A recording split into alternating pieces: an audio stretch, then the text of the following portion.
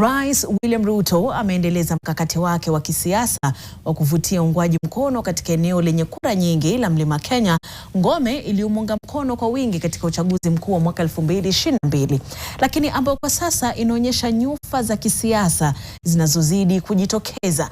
Na katika ikulu ndogo ya Sagana katika kaunti ya Nyeri, rais alikutana na maelfu ya viongozi wa mashinani wa UDA waliochaguliwa hivi karibuni, akiwasilisha kile alichokitaja kuwa ni ripoti ya utendaji kazi hadi sasa. Ibrahim Karanja anaarifu zaidi.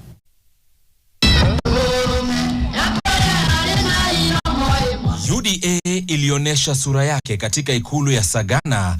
Viongozi wa mashinani wa UDA waliochaguliwa hivi karibuni walimiminika Sagana. Taswira ya UDA ikawa dhahiri. Rais William Ruto alipohutubia eneo ambalo hapo awali lilisimama imara kumuunga mkono, lakini ambapo uaminifu wake sasa unawekwa kwenye mizani.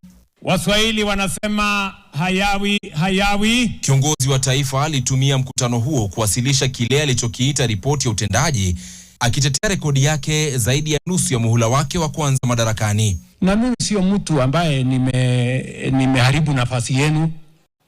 Mimi sijaharibu kura zenu. Mimi sijaharibu nafasi mmenipatia. Yale mambo yote nimesema hapa mnaweza kudhibitisha.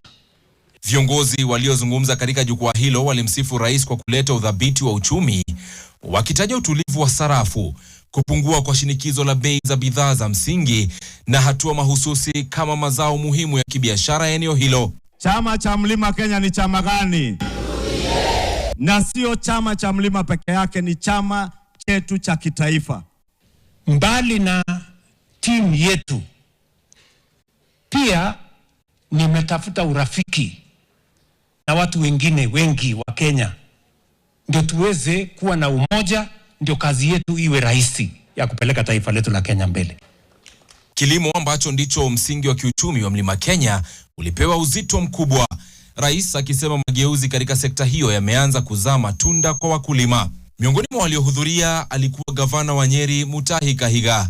Hata hivyo, Kahiga alijiepusha na kuimba kauli mbiu ya kuchaguliwa tena kwa rais ya mihula miwili. Mimi ni wa chama kipi? UDA. President wangu ni nani?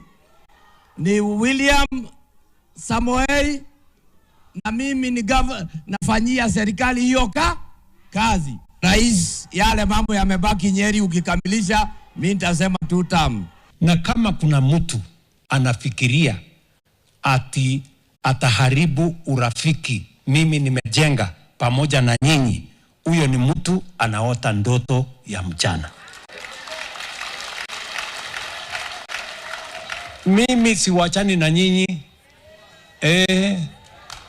Muanze kujipanga. Mkutano wa Sagana wa Jumamosi ulikuwa na uzito mkubwa wa kisiasa, ukifanyika karibu kabisa na eneo la nyumbani la kiongozi wa DCP Rigathi Gachagua huko wa Munyoro, huku makazi yakiwa umbali wa kutupa jiwe tu kutoka ikulu ya Sagana. Ibrahim Karanja, NTV.